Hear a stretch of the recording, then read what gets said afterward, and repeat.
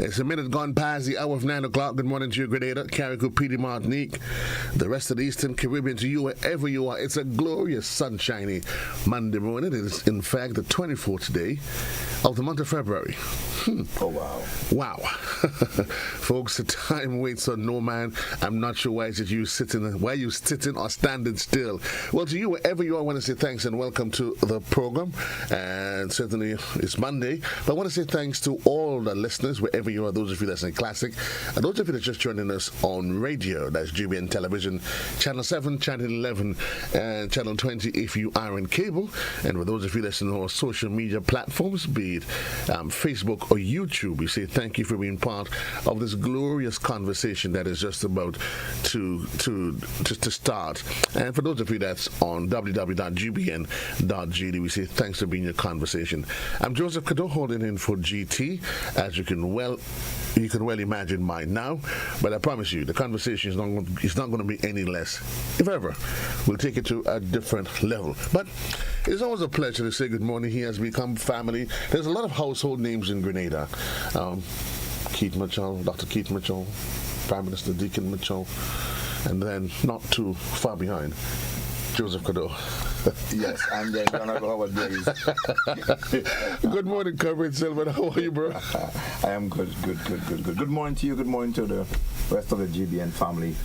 And let me say my personal good morning and greetings to our followers, our viewers, our listeners, our well-wishers, yes, our contributors to this program. It's always our pleasure to be on Mondays. And I always want to remind them of all that we ever gracious to have them on.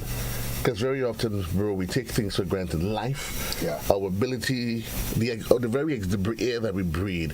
We sometimes assume, we are guaranteed it, we have some rites of passage. But folks, let us learn to live and appreciate every moment that we have.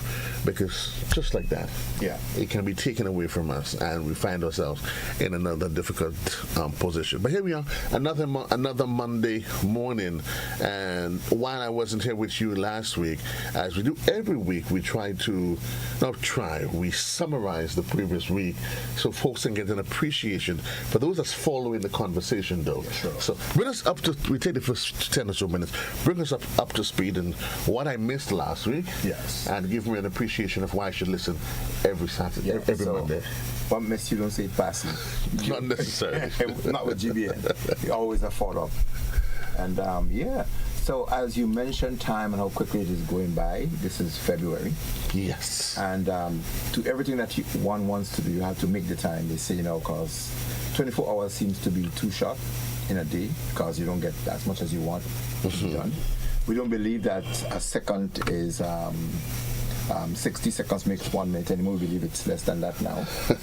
And so I tried making time, and I ordered a time-making machine. I had one from Indonesia, and I had one from China. Okay. And they broke down. So I tried making time, and I couldn't find the machine. And I ordered one again, and because of the trade war that is going on, it seemed that I'm not going to receive a time-making machine anytime soon. So those of you who are depending on getting your source, you apologize. Making time, I apologize. There be no making time for and one. not just any regular apology. You apologize profusely. Yeah. So it's a bit of lightening up the air that sometimes you get so busy, so caught up in everything else that 24 hours.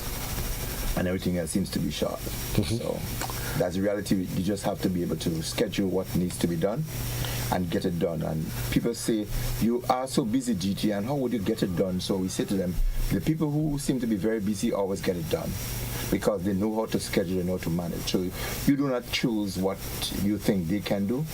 Ask them to do it, give them the assignment, and tell them you want it by a particular time. They know how to schedule. And that's important, our ability to maximize the allotted 24 hours. Yes. We can always argue, is there still 24 hours? Listen, sometimes I agree with you.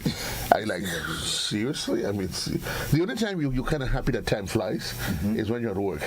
I don't know when it comes to the fortnight at the end of the month. When the artists, I mean, time literally, and there are individuals that have difficulties adjusting to the way. Time flies, yes. Yeah. I mean, for those of you who want to take a biblical perspective to it, you could reasonably ask yourself, whoa, is it still the same 60 minutes? Right. The same 60 seconds? I don't know. But this is we have so much to do. It's important that we manage our time so that we do not become overwhelmed and stressed, and then the stress factor come into play, and then the hypotension and all the different elements that comes in, and then we find ourselves not being able to live a reasonably decent life. Yeah, not like yours, my brother. Like what is mine? Not living the life that you live. I don't know what is it. I don't know what people see. If you don't know by now the type of life that you live, I would suggest you need to stop, smell the roses, enjoy the coffee, and that's the good Lord Almighty why you're here. But you have found your divine purpose, though. Yeah, I have, but I don't like coffee. So if you tell me smell the big time or the lemongrass, I could relate to that. If big time lemongrass is what rocks your boat, who am I to tell you otherwise? Don't tell me about smell the coffee. I don't care about smell no coffee. It's either lemongrass, big time, sauce leaf, the Borden, and so forth. You see the point I made exactly. And that's what I would get up and smell these, and I think a lot of people are doing the same thing. So don't come and tell us in our culture get up and smell the coffee. That's why I know the life that you live is not one that the average Joe is able to live. And you thought I was making it up, right? Yeah, I thought so. Yeah, actually. So let's go into our review and into last week. We followed through because our program is driven by what happens around us. Yeah. We do the traffic road safety issues from the AmSafer Foundation, obviously, and then from the Caribbean Disaster Risk Management Solutions Company, we do the aspect of the natural hazards and those risks that are associated, or those hazards that threaten us.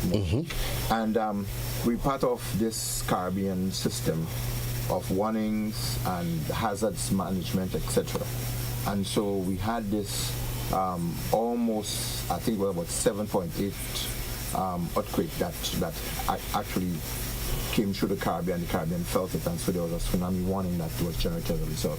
So last week we spoke about that. We spoke about how tsunamis can be generated, what actually caused them, and how we, as a small island nation, how we can prepare for it. And we did reiterate that there are just three things technically that one needs to know about tsunami readiness. That if you feel a very strong earthquake, if you see the sea receding, and you hear the rumbling and so forth, you need to move to higher ground.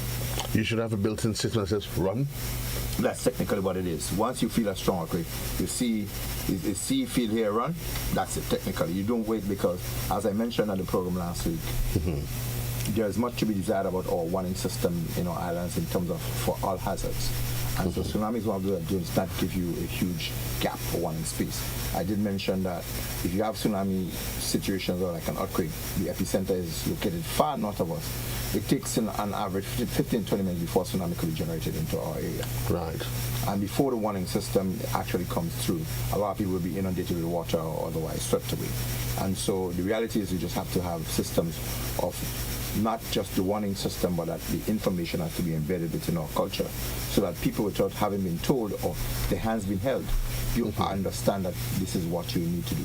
So we followed through on that, and we gave some aspect of that. And we did say that one of the reasons why there could be tsunami generated is the result sometime of earthquakes, giant earthquakes that cause displacement of water, because you have these landslides that may occur either on land that will get into the sea and cause displacement, or you have an underwater where there is also a slip, where you can have either the plates pushing against themselves so rapid as well that it creates a displacement of water that can generate tsunami. And the bottom line is, you understand this information. We may not see all of the things happening, but we understand if there is something what we need to do. So that followed through into us choosing to look at today how we can prepare and deal and respond to earthquakes. But before we really go into that context, though, we always bring in the local situation as to our observation, or what we call that aspect of the program eyes on the issues. And so it's always we're looking at what's happening, what there is for some cause of concern, and how we can give flowers to the people who are responsible for making that meaningful contribution to keeping our society really, really, really safe. And what I observed over the last couple of days, I don't know if you saw, even as this morning as I was coming up, I left pretty earlier than usual. And I was delayed tremendously on the road from Grandlands to come up. There were about 3 or 4 accidents, minor ones on the road. And that in itself says falling. And it is also saying that the area of complacency, and because a lot of people seem to be bumping into the back of others, and that can speak to either distraction in the vehicle by children or otherwise, or by the use of gadgets, or by people just becoming generally just complacent. Or you spoke about your whole mindset being focused and all that, and you planning what to do. So if people are leaving home and your mind is not really in tune on your emotional and psychological aspects of things, your psychosocial instincts and all that, they're not in together, you can have problems. And so these many accidents that we've seen on the road could be as a result of that. So we're saying, as we always do, if we identify an issue, we recommend and suggest solutions. And I think one of the solutions, because I don't know, there are persons that would readily try to say, well, the number of vehicles on the road. Yes. They will readily try to front the argument, the roads is the same narrow roads that we've had. Yes. It's the same roads, we know the vehicles, we know what's happening with the traffic. It doesn't make sense, you know by now, unless you probably just visited the island, that you no longer take 10 minutes to move from the south of the island to St. George. Oh no, minimum half an hour now. Minimum half an hour. Yeah. You're going to work for 8 o'clock. Yeah. You have to drop off the children. Yeah. By the time you do that, you have to crunch the time. And we talked about that, being able to manage the time. Absolutely. And look how we make the connection. Yes. Manage it so that you know you don't find yourself that your pressure valve starts to push. Yeah? Those tectonic plates. Yeah. They start to push. And you know what happened to pressure, right? Pressure that's bust pipe. Yeah. Just as when this tectonic plate starts to push and they rupture, there's a displacement. Yeah. What happens? Yes. There is a tsunami. Right. In our heads, we could have one of those cases where our adrenaline starts to rush and we start figuring, and we get this, and we can simply be distracted because for some reason we start thinking, instead of, you know what, it's the child disturbing us, we're thinking we're running late, let me call the boss. Listen, what needs to happen now is that if you leave home 7:30, bro, you have to leave home maybe around 10 past 7. Yes. To give yourself sufficient time. And keep in mind, it's not just you on the road. Yes. But there are other road users who may not necessarily. And some might frustrate you when you know you leave home early. Absolutely. Relatively early. Yes. But they have some not too social people on the road who do all sort of nonsense. But either way, we need to manage the process. Absolutely. So I looked at least a couple of things that I could commend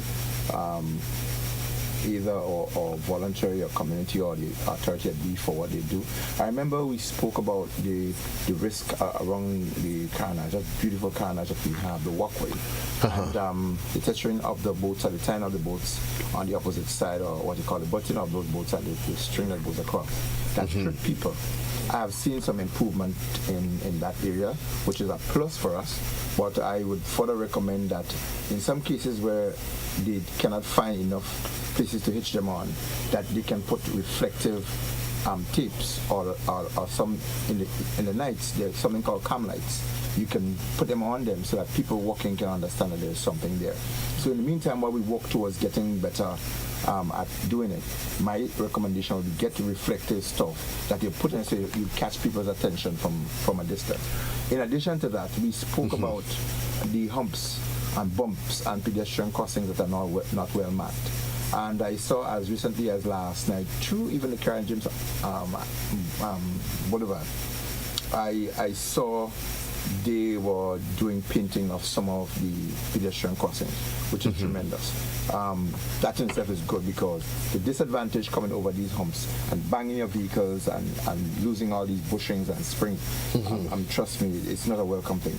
My recommendation though is for the authority and I think the police has taken this on, but I think that within the Ministry of Works they should expand on that, and it does not have to be a cost factor to the state for getting pedestrian crossings marked and so forth. We do have quite a number of community structures, volunteers and so on, groups and organizations, and they are willing to do that. Right. We can engage them if they did not avail themselves, because they would not be aware as to when you want to do it and how the materials are available. Right. But if they would say, we would like to do a few pedestrian crossing or zebra crossings in this area, persons willing to assist can call this number or avail themselves. Trust me, our society, we would see an overwhelming amount of persons availing themselves to assist in that. I think it encourages community spirit, and it helps even the young one to understand that it's not about always paying to do stuff that what we can contribute back to our society. And I'm agreeing 100%. 60 minutes gone past here.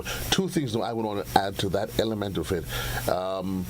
And I noticed it, I don't know if you noticed, going on Lucas Street, there was a concern with the absence of sidewalks. Yes. And I must say, thanks to the GBN team and other social partners, the ministry made efforts to address it. Right. But you know what I've noticed now? Tell me. That these same sidewalkings is being damaged. Right. Well, and that's the question I want to ask, is whether it's a case where, and here's what's happening now, because I notice a lot of areas where buses, and on the busmen in particular, they tend to leave the main road, and now because there's a little bit of widening, they think it's okay to drive up on it. Okay. And a lot of them, at least two on the Lucas Street area has been damaged. And you know, severely damaged. And you know, these coverings over those box drains, they're not designed to accommodate vehicles. They are designed just for pedestrians to walk and to make access for clearing of these drains. So if vehicles going to run over them, you have a problem. You know, it's easy, quite obvious. In Halifax Street, from right in front of Nahos, go right down, most of those coverings have been damaged. Because now, and that's not long ago, too long ago, that governments, and I'm saying they responded to the call to attend to the issue, right? And then what you realize, I'm not sure whether or not we are that absent-minded as a people, but what you realize, and because of the issue of unavailability of parking, but you must realize it's a sidewalk, and then but you know what? There's some things I wonder whether or not it's a case we have to have somebody policing us. Well, we need to do that. I spoke of the lack of our inability to enforce the laws and principles that we establish effectively. I think we need to strengthen our enforcement mechanism, and I think we need to have as well more citizens watch. Not because people would tend to shy away and hide away from those in uniform. Right. But if you have the citizens watch where people can speak and call up on issues, and people know what they don't know. I remember they having the neighborhood watch, the farm watch, right, involve people. And if we can have wardens who are unofficial in technical ways watch out and report, we give access to people to say this is happening. We need to enforce. Trust me, we need to strengthen our enforcement mechanism. Wherever there seem one of the greater problems that we have. Wherever there seem to be efforts to expand our roadways to accommodate a better flow of the traffic, somebody seems to think, oh, they give me room for parking. Cemetery Hill. Right. You remember it was a little narrow? Yeah, because there was a little bit of widening, and all of a sudden, we gone back to the same problem because there are persons who think naturally, oh, it's parking space for my vehicle. No, it isn't.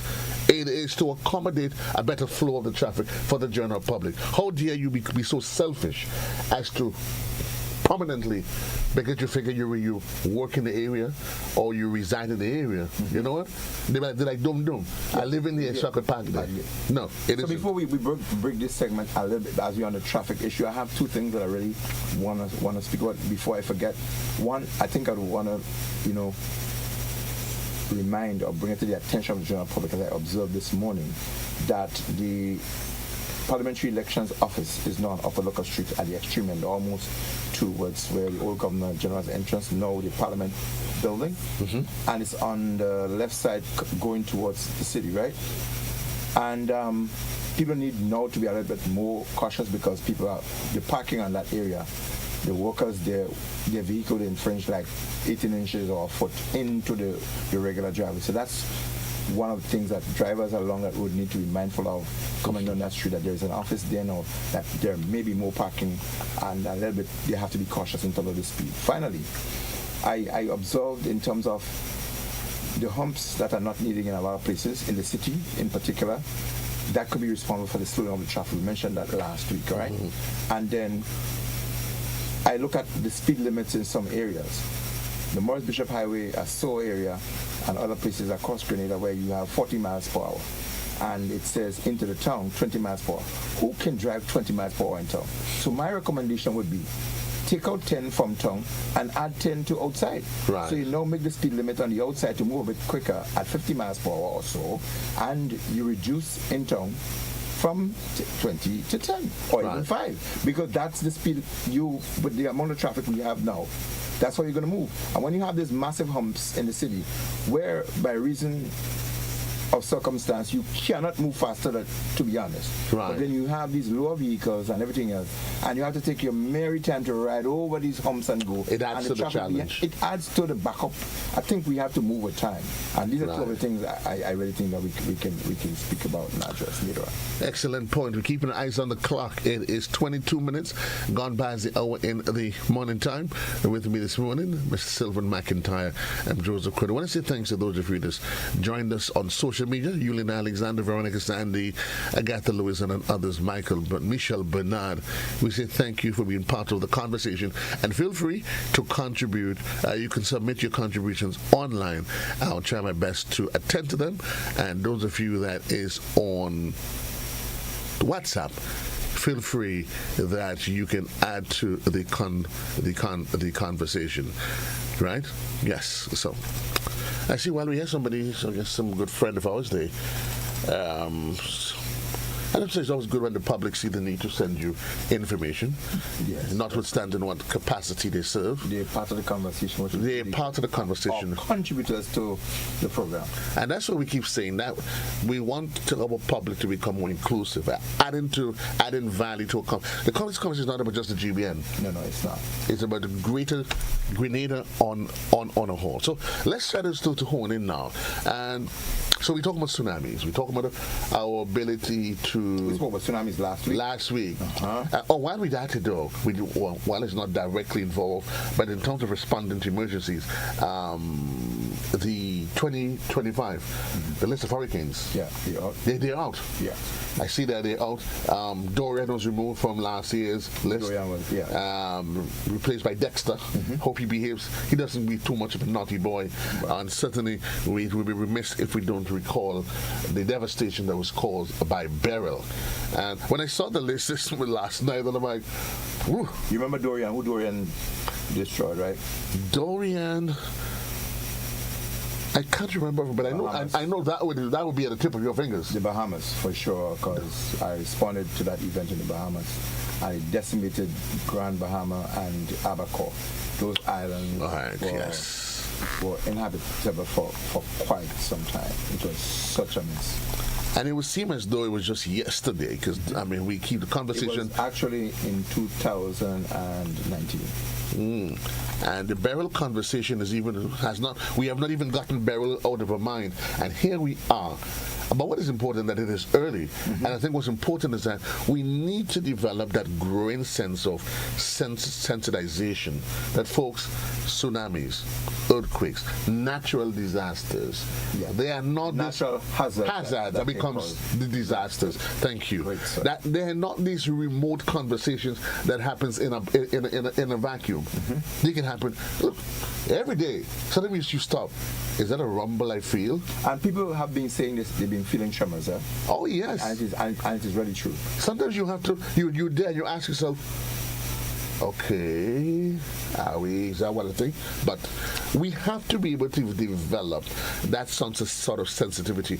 And in every nation, remember, for example, in the U.S. in the 1930s, 40s, when they started getting into the Cold War, and there was always the threat of some nuclear.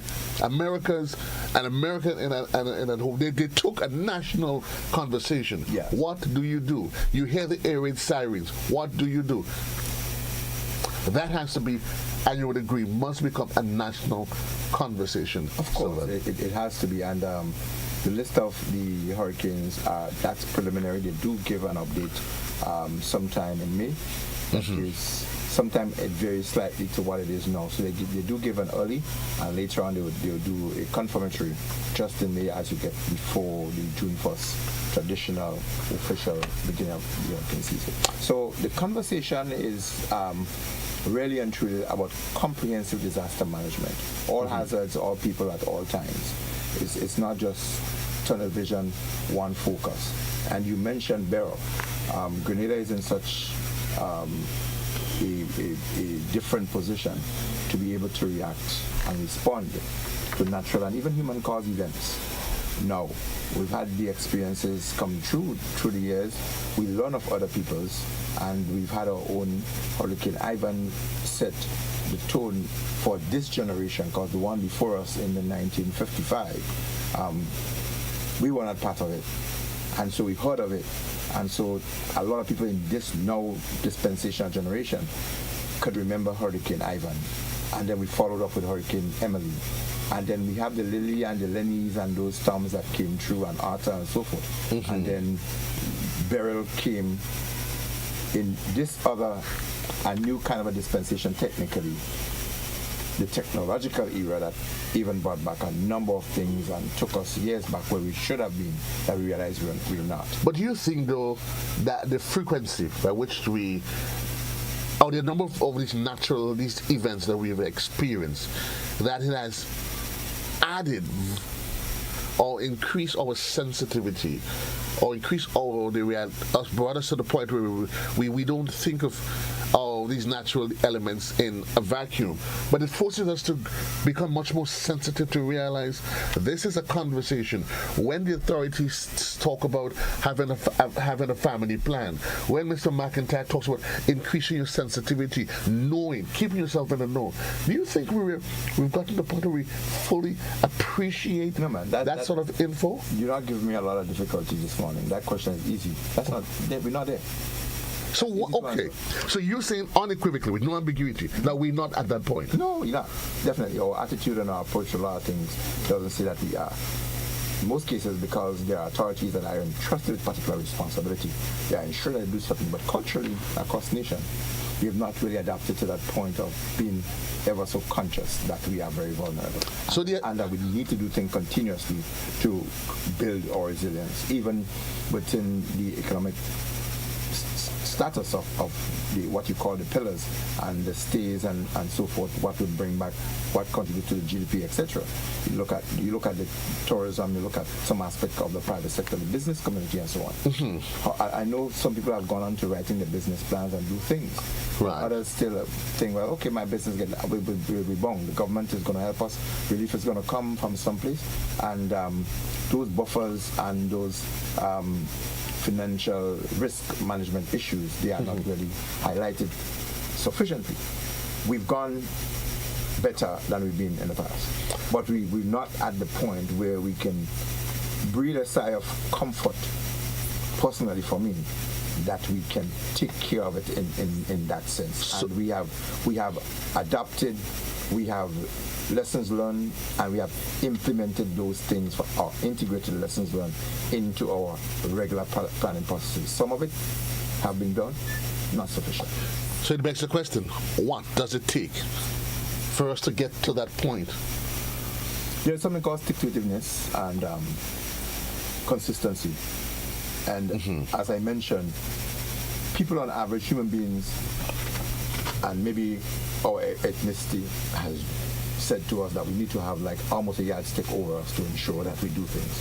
And if that has to be the order of the day, or it has to be regimented in some sense, because when you're left up to your own whims and fancy, a lot of times you do not make the better decisions. And in some cases, when people channel you into doing what you're supposed to do. So for instance, some people do not incorporate disaster risk reduction into their planning processes, and you are responsible for reporting to a parent organization or body. You should be held responsible.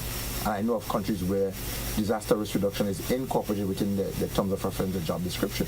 And if you fail to incorporate it, you have some penalties to face or some consequences. And so when people who are entrusted with particular responsibility as well, they do not do what they're supposed to do, they're made to pay for it. It may not be just financial. You may be in want of a job or something, or you may be answering to the human resource department for some reason or the other.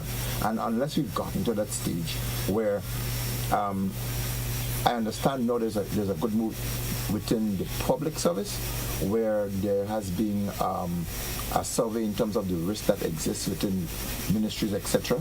And now they are beginning to design the instruments, and that's an applaud.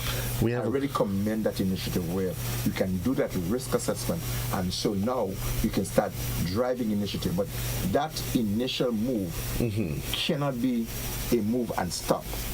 If you identify the issues, you have to find the corrective measures, and then there must be a monitoring, evaluating, a follow-up, and people must be made responsible and held responsible for not following through on the things that are so critically important. Let's see where this caller, hello, the contribution.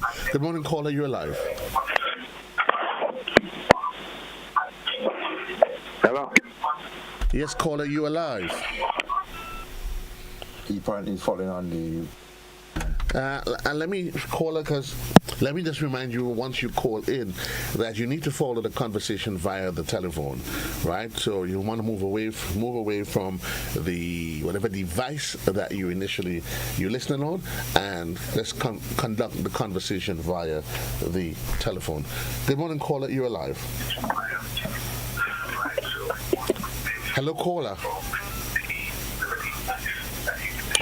Caller, you alive? Hello? Yes, caller, you alive? All right, morning. We need a comprehensive system to be in place. First of all, caller. I don't have to. Is it possible you could move away from the device that you're close to? Okay, give me 1 second. And again, that's just a gentle reminder that once you're going to call in, it creates unnecessary feedback that challenges the quality of the conversation, not just for you and I, but for the general public, listeners wherever they are. Yes, caller. Yes, what I'm basically saying is that we need a comprehensive system whereby the people, let's say for example, the government introduced a policy, for example, you have VDN as a media platform, you have the newspapers, you have the school, so it has to be a comprehensive networking of the various media entities together with the school. Calling the specific people with the media platforms and have a discussion with them, make it mandatory, even if it's 20 minutes per day or 20 minutes per week, or have them negotiate and have an agreement in terms of a radio program pertaining to safety, or have some articles written up on a daily basis, and encourage the education ministers within the school systems and so on to make the children be more aware of that and have it more focus-driven. Then I think people will be much more aware of what is going on, and that drive will be executed in a more expeditable manner. Have a wonderful day. Thank you, caller. Yeah, the caller is not isolated in his concern for the need for disaster risk information to be incorporated within the school's curriculum a bit more. I know they do have some aspects of it, but yes, it has to be streamlined, and it has to become aspect of what we do in the institutions. Yeah. Hey, good morning, caller. You're live. Yeah, morning, Joseph, and morning, Mr. McIntyre. To complement what the last caller said, we need to stop doing things in silos. I've been around a lot of activity, and Sylvan knows that over the years. But the problem is putting things together in a cohesive way and implementing it. Also, I continue to ask that we need to have a community-led approach to all of these things. This morning, an innocent program, a caller called and said about some children were crossing the road, and he questioned the kind of education that is being done in the school, but also question at home too. I mean, what kind of citizens we are producing? And people complain about customer service. I think we need to really look at what we're doing, because there's a danger that some of those of us who are living now, who have a little idea of how things work and how things doesn't work, would be no longer. And what you would have a situation like in other places, like in the States, where black African people, because the vibration, what you have is a proliferation of violence and so on, and you see the same thing in Haiti and so on, where the society breaks down.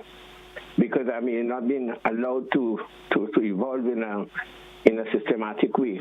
And we need to really be honest with ourselves. We have not been honest so far. And what happens is that some people, in the system, they participate, it's fair, and then they go out of the system. There's no memory. There's no memory left there. Okay. Some people are arguing. I mean, somebody called me the other day about some argument that was being taken place in a ministry about the history of the Ministry of Environment and Climate Change. And I mean, that should be clear how we evolve. The same thing with NAWASA, how NAWASA evolved. But there's no really systematic way that people can learn. Of course, maybe a library would help. And I feel always embarrassed when I think about, as a nation, we don't even have a public library. A national one. Thank you. Okay, thank you. Thank you, sir. Thank you very much, caller. We have to take a quick break before we do that. In fact, there is a caller that's coming in via the WhatsApp portal. Good morning, caller. You're live. Good morning to you, I guess, Mr. McIntyre. A lot of the things that is being said is very important. Part of the problem that we have is implementation. We have many plans. It's on the shelf, but it's not been implemented. But the critical aspect is the people who are paid monthly to manage our system, NADMA. We have incompetence there. Added to that, you have a situation where people who are responsible in the different parishes or constituencies, that there is no system of proper compensation for people using their gas or even providing them with food. If these basic things are not in place, as we have seen with the last hurricane that we had, how could we operate efficiently? How we could talk about so many other things? So we need to wake up and get rid of the efficiency within the management of NADMA. For the life of me, I don't understand why, when you have a disaster, that everything has to come to Monjalu, which is the headquarters. The disaster is in St. Patrick and Carriacou. That is sheer incompetence for somebody telling the public to do that. Because if you have systems in place and it's working efficiently, you have computers, you have cell phones. All you need to do, if you're in St. John, you go to the office in St. John, put the stuff there. If you're in St. Andrew, you go to St. Andrew and you do that. So the incompetence at the top, in my opinion, has to go first in order for things to run efficiently. Thank you. Have a blessed day. Thank you very much. I know you would not want to comment on that directly, but that's your overall thoughts on the contribution by the caller.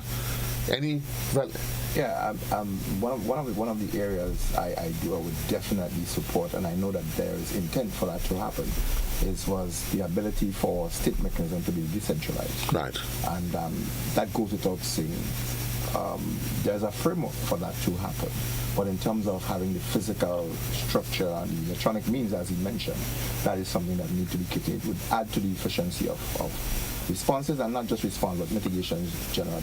And it goes back to the point that we need having systems and structure, and people be made to be responsible for systems across. I've often said the human resource element in any plan is critical. How do you get me to react and respond in a disaster, and naturally one of these natural episodes, when I may have my own personal challenges? It is critical to the conversation. 20 minutes on to the hour of 10 o'clock. We'll take a quick commercial break. When we come back, we continue the conversation right here on To The Point.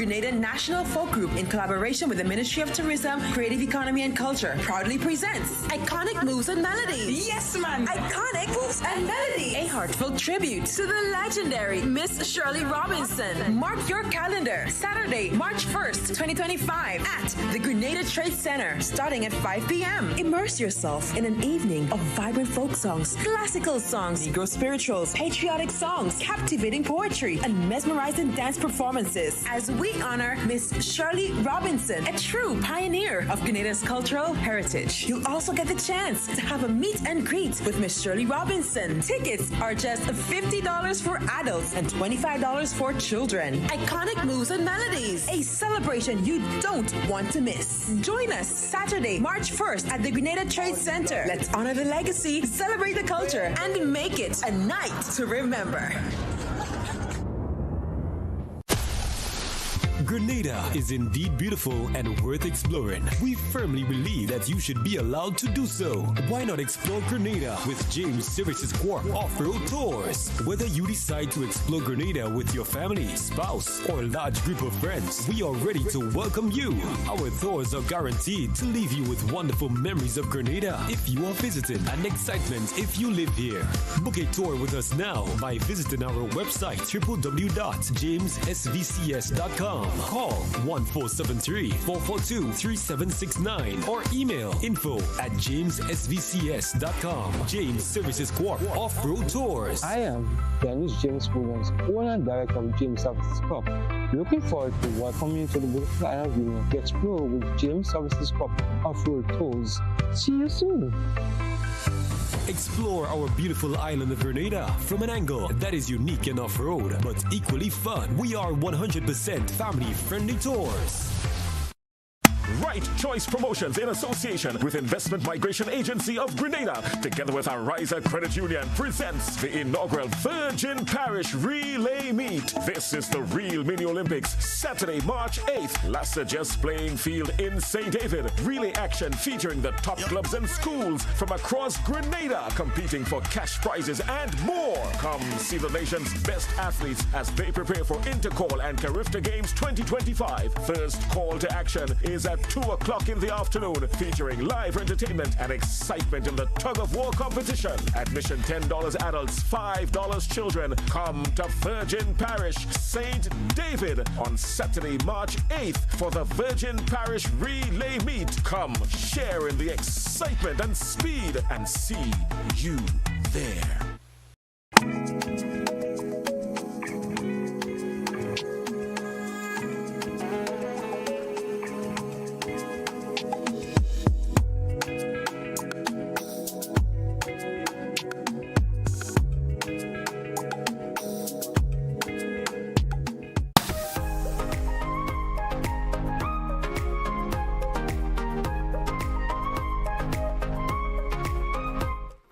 17 minutes on to the hour in the morning time. You'll be surprised, you're having a nice little gentle conversation. And I don't, water is life, Sylvan. Well, we were speaking of and the importance of it in a time as now, when you have that extreme heat, water, you can't get to. And thanks, Greenwich has.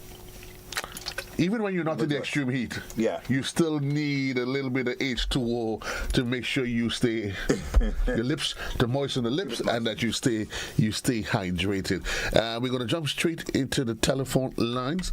Good morning, caller. You're alive. Good morning, Mr. Cadore.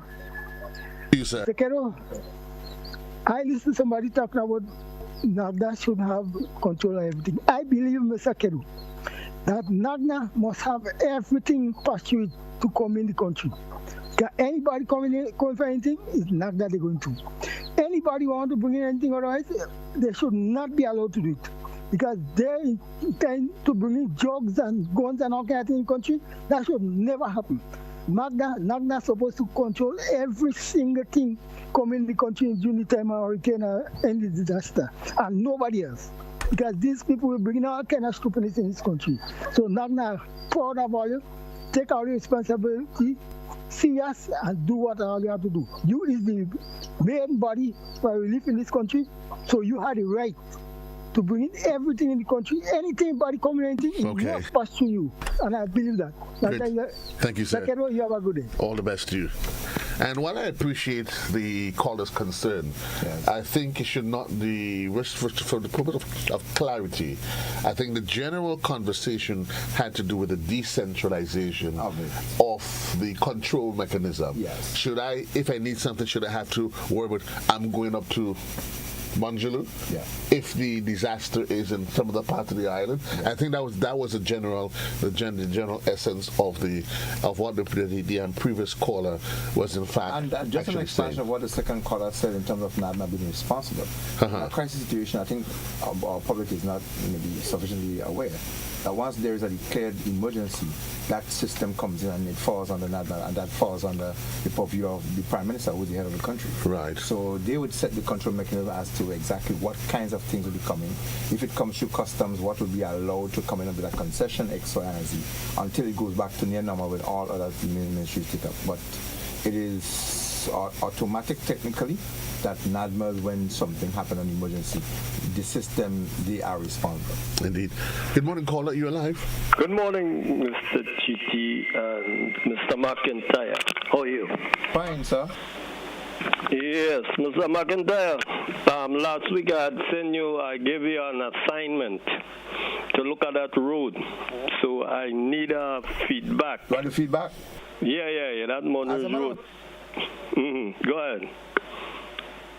Yeah, I listen. Did go through that area and had a visit. As a matter of fact, I went late in the night when I had limited distraction and I looked at it. As a matter of fact, my findings, I had a one-on-one conversation with the parliamentary representative for the area. We met unofficial and I brought my recommendation and even what you identified to his concern, and he was very, very receptive, including that area going back into the basketball courting grounds and to the cemetery, the expanding of that flare. I mentioned that to him and he thought that was a really good idea as well. So that concern in terms of, he did explain to me that there is a wider project focus for the Monrouge area to do the drains, as I examined and told him about that flare and the two strip of road that artery between the Monrouge Road and the beach road and the hotel belt, that the drains there that are overflowed so easily. He explained to me there's a plan to have those fixed up and then to have maybe a pump system at the end that when you have excessive water, that would help alleviate some of the flooding in that area. So that project that you're seeing there is not, it's a start off, but it links into others, because I looked at that drain coming from the Wall Street area on that top side. If they do not do the expanding of that, they will have delay in the traffic going into the mall and exiting, and the water coming from, they can also spill over into going across that road that it has been happening and then into the other side. So yes, sir, I did spend some time and spoke to the Yes, I'm glad you did that. And what I think is sometimes they just come and tell you that they have a wider thing to do. But you at it now. So there's certain part that can remedy. So even though it costs, everything is Grenadians. We all want people moving in there. Sometimes what they can do, you can look at the two big businesses there. You can go to them and say, look, we'll be developing this area, but the government will make let's put in the labor. So can you give us 2 loads of sand and 2 loads of gravel and some cement, and we'll take care of the labor to help, because it's interested to every one of us that using that area. Because, for instance, when you look at the volume of things that has happened there, when there's a show in the pasture, the people are using that place and it's cooling everyone. So if you have that whole area being concreted, and as I said, the beginning, just the beginning, there's a wall there also, the wall showing you to make that part of that road is the beginning of the road wide to reach to the end of that wall. Okay. It's showing you. And thanks another thing I would like you to look at, I'm glad you look at that one by the cemetery. Just cut away that curve and that's the problem. We will go in. Another one I want you to look at. You go and stand up at that bus stop on the Wall Street. That it is opposite when you go into town to St. George's. So it's opposite where First Caribbean Bank was. Where that bus shed is, scrap that bus shed and put the bus shed where the bus stop sign is. Because they have a sort of widening between that area for coming up and going down. You'll see exactly when the bus going to stop, and that point there now where you have the bus stop sign. If you put the shed there and the people is gathering there, when the bus stop there, because that area is a wider area. Okay, caller. That will able to help. Great, thank you. Thank you. He's always had some great contributions. And that's why we're happy, and we intimated at the initiative that we want the general public. This conversation should not just be one that happens at a ministerial level or at some NGO level or whatever it is, but it should be a national conversation. You know what, I just spoke about national conversation, and I remember seeing on the program that I wasn't aware that ministerially or otherwise, and from when national security issue comes in, that there are police following the stories. And I've been reliably informed that we do have followings and people do pay interest to the information coming from this program. And I have seen some of the implementations and some of the results of it. As a matter of fact, I was at ministry last week, and I did speak to one of the senior officials, and he told me, he said, I follow your program. He said that there are some things that they have not said, but they are actually implementing that they are doing. So yes, it's an indirect medium to get information across. But when you keep the eyes on the issues and you are able to air them and speak of them, you get some tractions at times. And we really appreciate that. Good morning, caller. You're alive. Good morning, Mr. Cadore. How are you doing? I'm wonderful. Thank you, sir. Good morning, Mr. McIntyre. Good morning. Mr. McIntyre, good morning. Good morning, sir. You're not hearing me, are you? I could not hear you a little bit. But anyhow, this is your son, Coach. You know who I'm speaking here. Before I make my contribution, I want to tell you, I leave a message in Magna for you. I don't know if you got it. Somebody want to send something for me, but they want to send it through you. They used to send it through your son on a couple of occasions, but I want to send it to you. The other one is, Mr. Joseph, I don't want to take 10 minutes of your time just like everybody else, but just give me a little brief. What you and Mr. McIntyre talking about concerning this accident and they were happening from behind, you'll surprise to know it's not telephone orders cost some of them things, you know. They're playing a music and they're concentrating on the tune they like. So by the time they catch up, they in the back of the road run into the people, because I had somebody who was in a vehicle the other day, and he was telling me that the second time he in a vehicle and a man caused an accident by listening to music and concentrate and forget how close he is. Another one, Mr. Joseph. I'm not here to promote nobody radio station like Paul Roberts and Power FM and Spice Capital. I'm not here. What I'm simply saying, Mr. Joseph, all you're not getting that correct. You're doing a good job. If I miss you and my man program on a Monday, I feel like if I miss a meal. Please, Mr. Joseph, what is the problem you are not bringing all sports that is inactive? What active that playing in Grenada wants to have a competition? Every morning you wake up, Innocent only bringing cricket in Karachi. I know it's that Chinese or whatsoever. Lunchtime, you can't hear nothing but basketball, lawn tennis. You had a golf competition here. People say they send a message to GBN. All you bring nothing. To the local basketball when they play. Not even like the announcement. A time I hear part of it. Okay. Beach lawn tennis playing, all they bring in nothing. The short and answer is, can you tell the public why y'all not bringing no sporting event besides the athletics now and just cricket? Thank you. Well, I'm not sure what conversation you have in regarding with you and Innocent in the morning. And that conversation, while I agree it is one that is needed, that greater efforts should be taken in promoting all things local, you would be surprised, though, my dear sir, the challenges you have in getting information at a timely matter. So it's not a matter of getting the information. One of the challenges that you have in most of sports now, the event takes place in the evening, and you'll be surprised when you have to wait to get it. Yeah? But as I said, all things considered, I understand your concern, and I agree that greater effort should be made on all fronts to, of course, address that matter. We're running out of time, though, but we need to entertain a caller that's coming via the WhatsApp platform. Good morning to you, caller. You're alive. Good morning. How are you? Good afternoon to you. Good morning.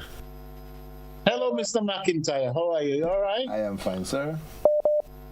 Yeah, Mr. McIntyre, as I said before, your job is very, very challenging. And I honor or I respect the frustration of the Grenadian people that live on the island. But you are doing your very best. I know you are. You can tell, you can see, you can hear. But other than take the money out of your pocket and go and fix whatever, I believe you just, go to the people that may concern and say, look, this needs doing and that needs doing and all that, and it's a danger to people that live on the island, i.e. roads and stuff like that.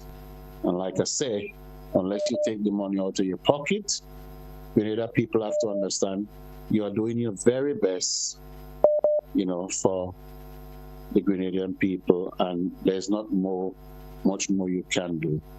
It's up to the state now and the government and whoever it may concern, the highway people, them, to get things done. Thank you very much. Thank you very much, caller. My pleasure. Good morning, caller. Are you alive? Good morning. Yes, you're alive. Right. I listened to the gentleman spoke a while ago concerning that was shared on Wall Street. Now, I wouldn't agree with what he said, in that what I will say, the build-up of traffic between the Food Fair and Wall Street, right? Now, on your left lane, there is the sidewalk underneath the road. What I believe can happen there is that to make road improvement, they need to put in a good solid wall where the sidewalk is, yes? And fill it and put in an extra lane. So the traffic flowing to town will use that lane, and the traffic going to Food Fair, Montu area, they will be in the middle. So you have a 3-lane from that Wall Street to that area by Food Fair. I don't know what you think of it. It was a thought. Thanks a lot for your contribution, sir. Your thoughts? Yeah, it's worth some consideration, and that's the value of the program. I mean, we can think it out, but I think it may take some doing, but resources, get it up. Maybe it may help alleviate and cause the traffic to move. But the greater thing is that it is not a lot sometimes about the infrastructure, but it's our cultural norms and habits and our behavior, and then our inability to enforce.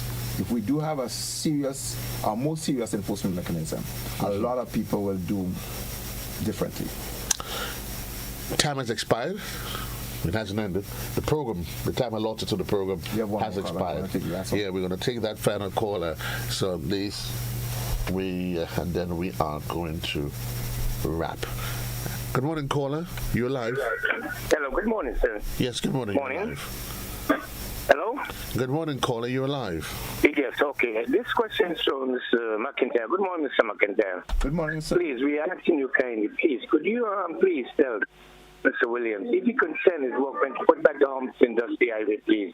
It's too much speeding. They're having inside it just like Morris Bishop Highway, like it was a runway for military planes.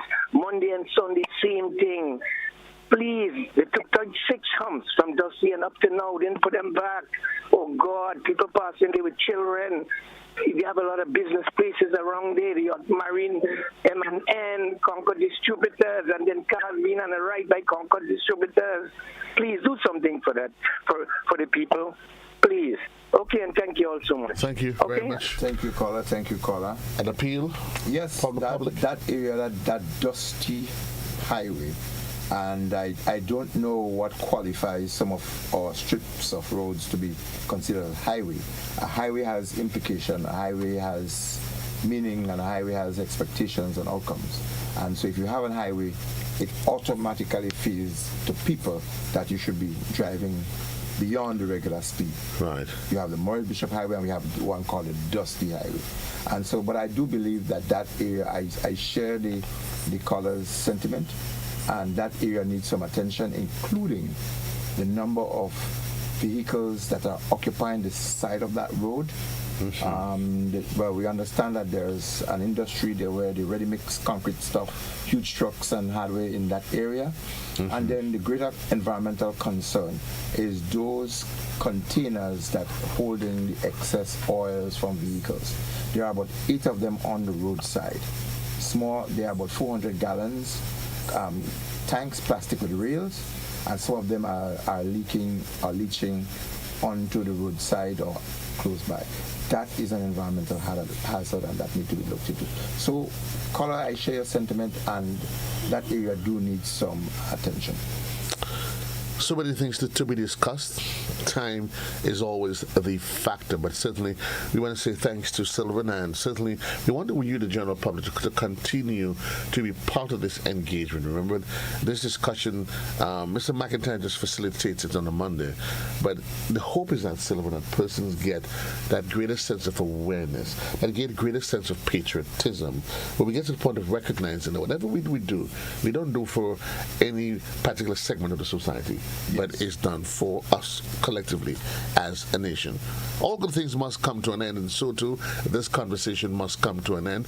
I know Sylvan has things to do, places to go, people to see that he won't tell me, and I'm not necessarily interested either way until I see him again another Monday when we're going to have... I know there are some things I would definitely not say to you, Jason. I would not say something to you. You are a very confidential young man and everything else, but there are some things I will not say to you. Folks, this is where we leave the conversation. Thank you for being part of it. Until then, another place and time. Here's what. Let's continue drinking water, especially from Glen Egg, and minding your business on a Monday. Until then, well for us in the morning. So long, everybody. Yeah.